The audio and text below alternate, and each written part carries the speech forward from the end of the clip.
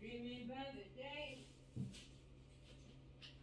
Looking for has been here the whole time. If you could see that I'm the one to stand you. So why can't you see?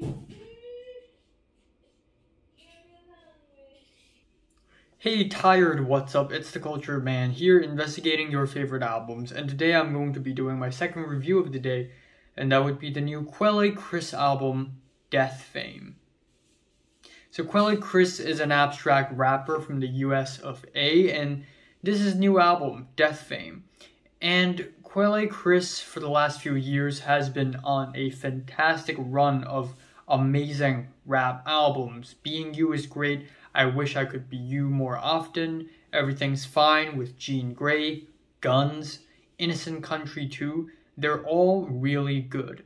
However, Quelle's new album is almost different from all the albums that I've just mentioned. It's a little bit different. It's grimier, more serious. It leans towards abstract rap more so than the jazzy side of his music, and it's also less funny, darker, bleaker.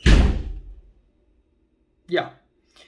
So the album starts off with TEYC, which is a dusty, fragmented intro with pitched vocals and pianos, which leads to the first core track, Alive Ain't Always Living. Every time I film myself, something has to happen outside of my room. Alive Ain't Always Living has these lo-fi pianos, muffled drums, sad rapping, and my favorite part of the track is actually the lyrics where Quelle essentially raps about living one day at a time, being alive but not really living, just frustratingly dreading through every single day of your life. And the last verse gets really impactful and personal when he talked about reconciling and reconnecting with loved ones. It hits home, it really does.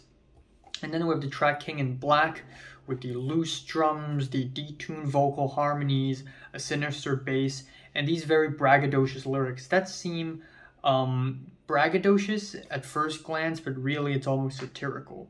That is followed with PS1, Pontiac Sunfire 1, which is an interlude, and then we have the track Feed the Heads, which is barely even a hip-hop track. I mean, yeah, it's abstract rap, but it's to a point where it starts to break apart. It's a very theatrical track with cartoony performances and delivery. Then we have So Tired You Can't Stop Dreaming. I love the song title. This is one of my favorite song titles of the year so far, I have to admit. I love the jazzy pianos, the loose drums, and Navy Blue makes an appearance on this track. And even though his verse is real long, I think overall the track is really good.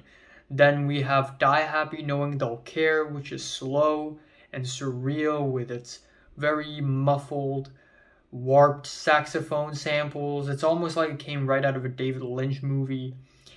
And then we have the title track, which is probably my favorite track on the whole thing, with the very hard-hitting music box instrumental and the honestly dark, and I don't say that lightly, dark lyrics about dying and making death his ultimate straw, his final straw to fame, like getting famous. On this track and on the rest of the album, Quelle basically reflects on his own mortality and his own fame and success. And this is almost like the pinnacle of that thing.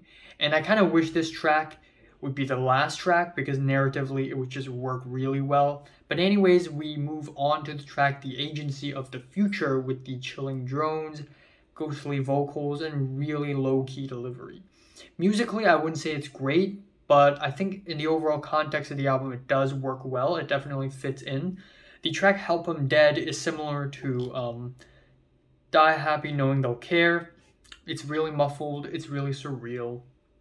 Then we have How Could They Love Something Like Me with the sad piano bits, 3/4 time signature, and very weary and faint singing by Quelle that's like barely there. Like you could barely hear the vocals on this track. Finally, we have Qui Prodest, a grimy track with great performances and great lyricism, just as dusty and smoky and abstract as the rest of the album, then that is contrasted with The Sky is Blue Because the Sunset is Red, with the beautiful dejected piano loops and Pink Sifu's very soulful appearance. The album ends off with Excuse My Back, which I think is a pretty underwhelming track. It's kind of dusty and it's kind of brief. It doesn't really make much of an effort distincting itself from the rest of the track list. But I think overall the album is really good. It's not for the faint of hearts. It's not accessible at all. You gotta love abstract rap first before you love this album. So yeah, my favorite track here is Deathfame, and my least favorite is Excuse My Back. I'm giving Quelle Chris's new album, Deathfame, a 7 out of 10. So if you listened to this album from what time, rate it, like it, and subscribe if you want more. And thanks for watching. I'm so tired. I can't stop dreaming.